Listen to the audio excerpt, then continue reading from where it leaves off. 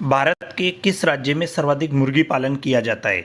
Option में तमिलनाडु, राजस्थान, मध्य प्रदेश और उत्तर प्रदेश। तो भारत के सबसे ज़्यादा जो अगर किसी राज्य के अंदर मुर्गी पालन किया जाता है तो तमिलनाडु है। लेकिन अगर आपसे पूछा जाता है कि भारत के किस राज्य में सर्वाधिक अंडा उत्पादन होता है, तो अंडा उत्पादन में आंध्र प्रदेश पहले नंबर पे है। तो ये चीज़ आपको याद रखनी है, सर्वाधिक मुर्गी पालन तमिलनाडु में होती है, जबकि सबसे ज़्यादा जो अंडा उत्पादन होता है वो आंध्र प्रदेश राज्य के अंदर होता है। इसी में दूसरा प्रश्न देखिए, राजस्थान के किस जिले में सर्वाधिक मुर्गी पालन किया जाता है? ऑप्शन में अलवर है, टोंक है, अजमेर है और जयपुर है। तो राजस्थान के अजमेर जिले के अंदर सबसे ज़्यादा मुर्गी पालन किया जाता है, तो इसका आंसर सी राइट हो जाएगा। अगला प्रश्न है आपके सामने, किस जिले को अंडों की टोकरी कहा जाता है? अलवर, टोंक, अजमेर और जयपुर। तो राजस्थान के अजमेर जिले को अंडों की टोकरी कहा जाता है, तो इसका आंसर सी राइट हो जाएगा। इसी में अगला प्रश्न है, 0 से 4 सप्ताह के चूजों को पालने की क्रिया क्या कहलाती है? ऑप्शन में रियरिंग है, ब्रूडिंग है, ग्रोअर मैनेजमेंट है और ब्रॉयलर है। तो 0 से 4 सप्ताह के चूजों को पालने की क्रिया ब्रूडिंग कहलाती है, तो इसका आंसर बी राइट हो जाएगा। तो बी बिल्कुल सही हो जाएगा। अगला प्रश्न देखिए, 4 से 8 सप्ताह के चूजों को पालने की क्रिया क्या कहलाती है? तो देखो, 0 से 4 सप्ताह के चूजों को पालने की क्रिया ब्रूडिंग कहलाई थी, जबकि 4 से 8 सप्ताह के चूजों को पालने की क्रिया रियरिंग कहलाती है। अगर 8 सप्ताह से लेकर उत्पादन तक अगर चूजों को पाला जाता है तो वो ग्रोअर मैनेजमेंट कहलाता है, और 8 से 12 सप्ताह के चूजे जिन्हें मांस उत्पादन के लिए अगर पाला जाता है तो वो ब्रॉयलर कहलाते हैं। तो इस प्रश्न का उत्तर हो जाएगा बी वाला, बिल्कुल सही हो जाएगा। अगला प्रश्न है अपना, वह मुर्गियां जो मांस उत्पादन के लिए पाली जाती है क्या कहलाती है?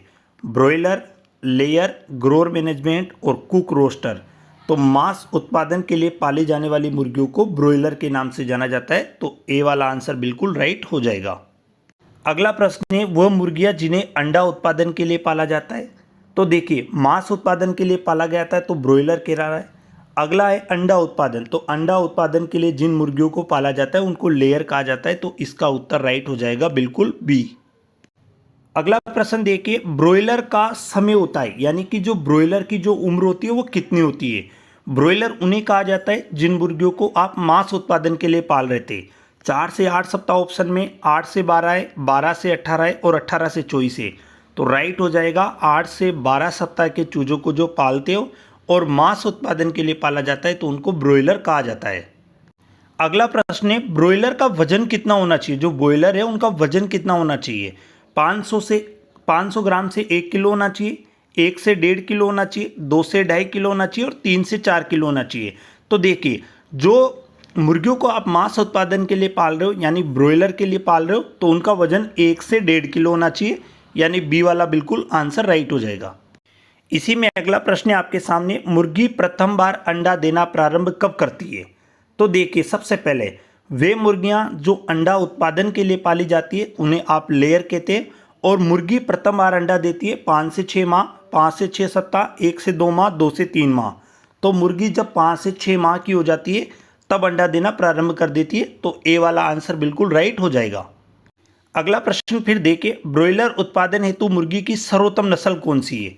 रोड आइलैंड रेड, प्लाईमाउथ रोक, रेड कॉर्निश, व्हाइट लेगहॉर्न। तो ब्रॉयलर जो उत्पादन है उसके लिए सबसे सर्वोत्तम जो नस्ल मानी जाती है वो मानी जाती है प्लाईमाउथ रोक।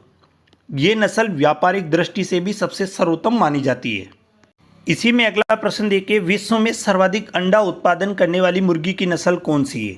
रोड आइलैंड रेड है, प्लाईमाउथ रोक है, रेड कॉर्निश है, व्हाइट लेगहॉर्न है।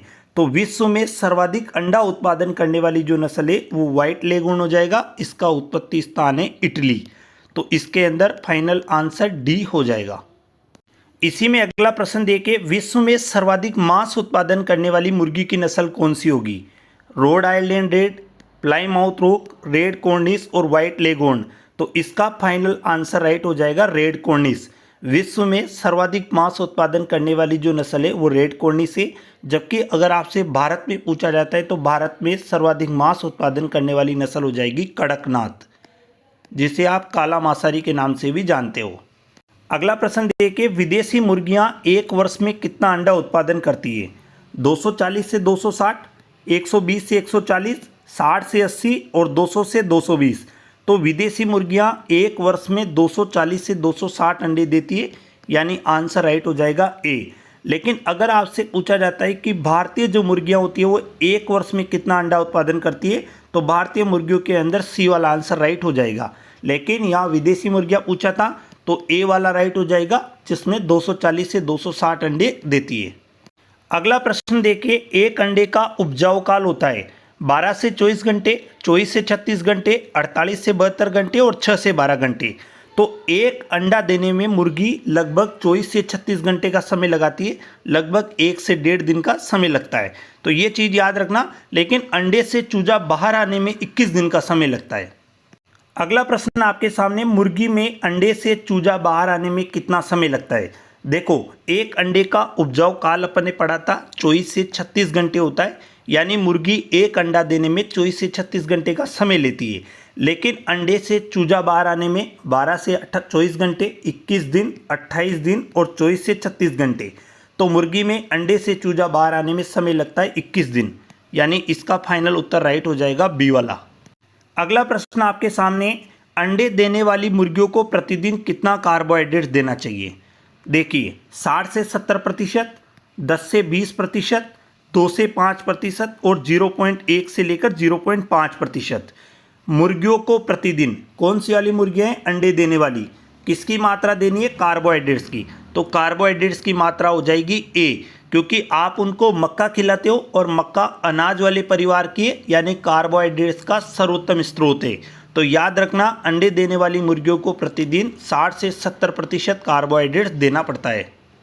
इसी में अगला प्रश्न देखिए, अंडे देने वाली मुर्गियों को प्रतिदिन कितना प्रोटीन आपको आहार में देना चाहिए। 60 से 70%, 10 से 20%, 2 से 5% और 0.1 से 0.5%। तो याद रखिए, अंडे देने वाली मुर्गियों को कार्बोहाइड्रेट्स की मात्रा देते हैं 60 से 70% और प्रोटीन की मात्रा देते हैं 10 से 20%।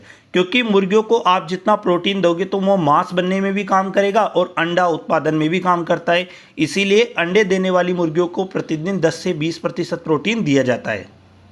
अगला प्रश्न देखिए, टर्की मुर्गे में अंडे से चूजा बाहर आने में कितना समय लगता है। देखिए, सामान्य जो मुर्गी थी उसके अंदर अंडे से चूजा बाहर आने में समय लगा था 21 दिन का। लेकिन जो टर्की मुर्गी होती है उसके अंदर अंडे से चूजा बाहर आने में समय लगता है 28 दिन का। तो इस वाली कंडीशन में इसका आंसर राइट हो जाएगा सी वाला। अगला प्रश्न देखिए, मुर्गियों का सर्वोत्तम भोजन कौन सा है। धान, गेहूं, मक्का, जौ, जई।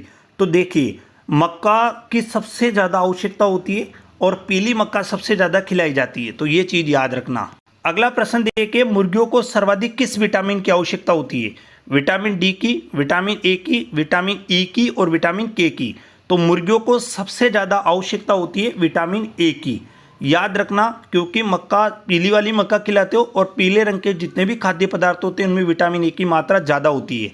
जबकि गायों को अगर अपन बात करते हैं तो 40 IU प्रति किलो गाय भैंसों को, यानी जुगाली करने वाले पशुओं को आवश्यकता होती है। लेकिन अगर ओवरऑल अगर अपन बात करते हैं तो सबसे ज़्यादा विटामिन ए की आवश्यकता मुर्गियों को होती है। अगला प्रश्न देखिए, बध्याकृत किया हुआ मुर्गा कहलाता है केपन, कुक रोस्टर, हेन, पुल्लेट और ब्रोइलर। तो देखिए, वो मुर्गा जिसका बध्याकरण किया हुआ हो वो केपन कहलाता है और उसको बध्याकरण करने की जो क्रिया होती है उसे अपन केपोनाइजेशन के नाम से जानते हैं। तो ये दोनों चीज़ें आपको याद रखनी है। बध्याकृत मुर्गा केपन कहलाता है, जबकि उसको बध्याकरण करने की जो क्रिया होती है वो केपोनाइजेशन कहलाती है। इसी में अगला प्रश्न देखिए, मुर्गियों में चोंच काटना कहलाता है केपोनाइजेशन, केनाबोलिज्म, डिबिकिंग और डोकिंग। तो चोंच काटना कहलाता है डिबिकिंग। तो ये आपका उत्तर राइट हो जाएगा। और अगर आपसे कभी पूछा जाए कि डिबिकिंग करने की सबसे उपयुक्त उम्र कितनी होगी, तो 1 माह की उम्र में चोंच काटी जाती है। इसी में अगला प्रश्न देखिए आप, वह मुर्गा क्या कहलाता है जो प्रजनन के लिए काम आता है। केपन, कुक रोस्टर, हेन, पुल्लेट और ब्रोइलर। तो वह मुर्गियां जो मांस उत्पादन के लिए पाली गई थी तो वो कहला रही थी वहाँ पे ब्रोइलर। वो मुर्गियां जो मादा, जैसे नर मुर्गा होता है वैसे मादा मुर्गियां होती है तो उन्हें हेन और पुल्लेट कहते हैं। और वो मुर्गा जिन्हें प्रजनन के लिए रखा जाता है उन्हें कुक रोस्टर कहते हैं। और वो मुर्गे जिन्हें बध्याकरण कर दिया जाता है उन्हें केपन कहा जाता है। तो इस वाले के अंदर जो उत्तर राइट होगा वो बी हो जाएगा, क्योंकि वो अपन से पूछ रहा है कि वो मुर्गा क्या कहलाता है जो प्रजनन के काम आता है। तो वो मुर्गा कुक व रोस्टर कहलाता है। अगला प्रश्न देखिए, मुर्गियों का आपस में चोंच मारकर लड़ना कहलाता है केपोनाइजेशन, केनाबोलिज्म, डिबिकिंग और डोकिंग। तो मुर्गियों का आपस में चोंच मारकर लड़ना कहलाता है केनाबोलिज्म। तो यानी इसका उत्तर राइट हो जाएगा बी वाला। अगला प्रश्न है, मुर्गियां यानी पक्षियों को बध्याकृत करना कहलाता है केपोनाइजेशन, केनाबोलिज्म, डिबिकिंग और डोकिंग। तो पक्षियों को या मुर्गियों को बध्याकरण करना कहलाता है केपोनाइजेशन, यानी कि इसका आंसर राइट हो जाएगा ए। अगला प्रश्न है, मुर्गियों को पेट के कीड़े से मुक्त करना क्या कहलाता है डिपिंग, डिवर्मिंग, डिबिकिंग और डोकिंग। तो देखिए यहाँ पे डिवर्मिंग कहलाता है, यानी बी वाला आंसर राइट हो जाएगा। अगर आपसे डिपिंग पूछा जाता है तो ये भेड़ों में किया जाता है, भेड़ के बच्चे को दवा से भरे हुए पात्र में डुबो डुबो कर निकालना डिपिंग कहलाता है। इसके अंदर बाह्य परजीवियों को मारने के लिए ये क्रिया की जाती है। एक होता है डिबिकिंग, मुर्गियों में चोंच काटने की जो क्रिया होती है उसे डिबिकिंग कहा जाता है। एक होता है डोकिंग, जो मुख्यतः भेड़ों के अंदर की जाती है। डोकिंग का अर्थ होता है पूंछ काटना, या आप 1 से 2 सप्ताह के अंदर काट देते हो। अगला प्रश्न देखिए, मुर्गियों में आमाशय के कितने भाग होते हैं 1, 2, 3, 4। तो देखिए कितने भाग होते हैं, तो याद रखना आमाशय के 2 भाग होते हैं। एक भाग होता है गिजार्ड और एक भाग होता है प्रोवेंटिकुलस। तो इसके अंदर उत्तर राइट हो जाएगा बी। अगला प्रश्न है आपके सामने, मुर्गियों में चोंच काटने का उपयुक्त समय बताइए 2 सप्ताह, 4 सप्ताह, 6 सप्ताह और 8 सप्ताह। तो मुर्गियों में चोंच काटने का जो उपयुक्त समय वो 1 माह होता है, यानी कि 4 सप्ताह बिल्कुल सही आंसर राइट हो जाएगा। तो इसके अंदर जो 4 सप्ताह ऑप्शन में है वो बी वाले में, तो इसका उत्तर बी राइट हो जाएगा। इसी में अगला प्रश्न देखिए, मुर्गियों में निचली चोंच कितनी काटी जाती है 1/2 भाग, 1/4 भाग, 1/8 भाग और 1/6 भाग। तो याद रखना ऊपरी चोंच तो काटी जाती है 1/4, जबकि निचली चोंच काटी जाती है 1/8। तो इसके अंदर 1/8 ऑप्शन है सी, तो यानी कि इसका उत्तर हो जाएगा सी। अगला प्रश्न देखिए, अंडे से चूजे में फैलने वाली बीमारी कौन सी है रानीखेत, ल्यूकोसिस, हेजा, खूनी पेचिश। तो अंडे से जो चूजे में फैलती है वो बीमारी होती है ल्यूकोसिस, यानी बी वाला आंसर राइट हो जाएगा। अगला प्रश्न है, मुर्गियों में ऊपरी चोंच कितनी काटी जाती है। तो अभी थोड़ी देर पहले अपना एक प्रश्न आया था कि ऊपरी चोंच 1/4 भाग काटी जाती है, जबकि निचली चोंच 1/8 भाग। तो देखिए 1/4 कौन से वाले ऑप्शन में है, तो बी वाले ऑप्शन में, तो इसका बी वाला उत्तर बिल्कुल राइट हो जाएगा।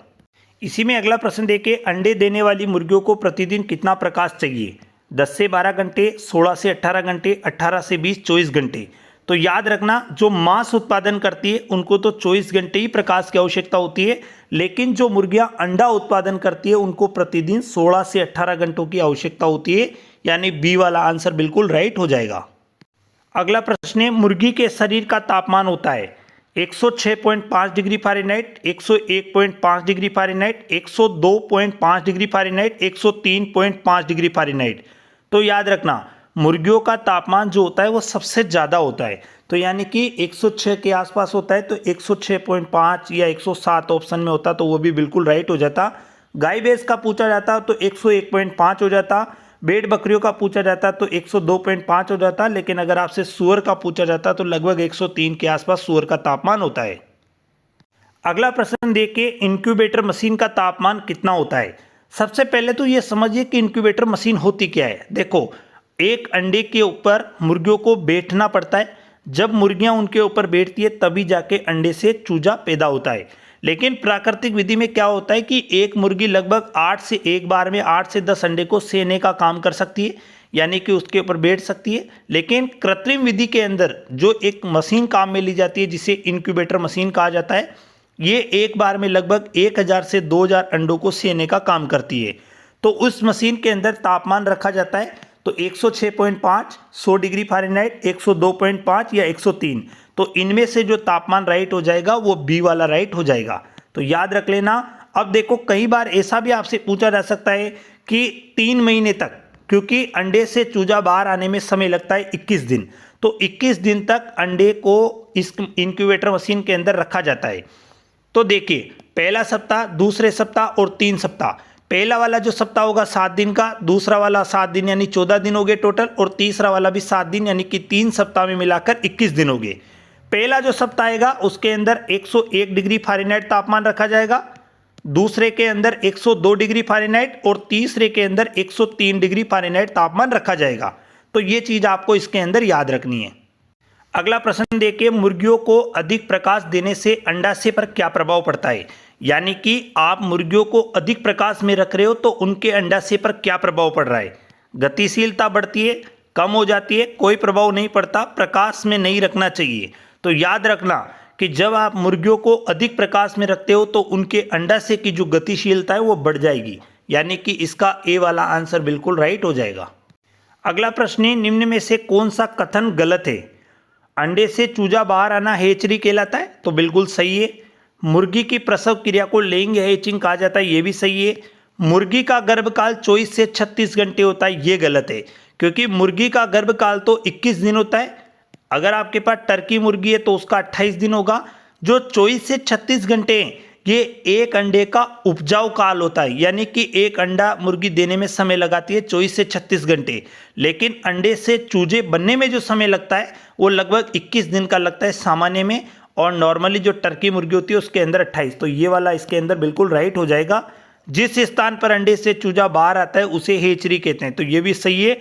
इसके अंदर सी वाला आंसर गलत था, तो उत्तर अपना सी हो गया। अगला प्रश्न देखिए, मुर्गी में अंडे सेने का सर्वोत्तम समय कौन सा है। अप्रैल मई, फरवरी मार्च, नवंबर दिसंबर और जून जुलाई। तो देखिए, अंडे सेने का जो सबसे सर्वोत्तम समय होता है वो होता है फरवरी मार्च। याद रख लेना, वो अभी अपन बात कर रहे थे इंक्यूबेटर मशीन की, तो उसके अंदर जो अंडे सेने का सबसे उपयुक्त समय होता है वो फरवरी से मार्च माना जाता है। अगला प्रश्न है, कृत्रिम विधि से एक बार में कितने अंडे को सेने का काम किया जाता है। अब ये आपसे पूछ रहा है कृत्रिम विधि यानी आर्टिफिशियल जो मशीन विधि थी उसके अंदर इंक्यूबेटर यंत्र जो काम में लिया गया था, मतलब मशीन थी जो काम में ली गई थी, तो उसके अंदर तापमान अभी अपन ने पढ़ाई था कि 100 डिग्री फ़ारेनहाइट रखते हैं। पहले सप्ताह में 101, दूसरे में 102, तीसरे में 103 रखते हैं।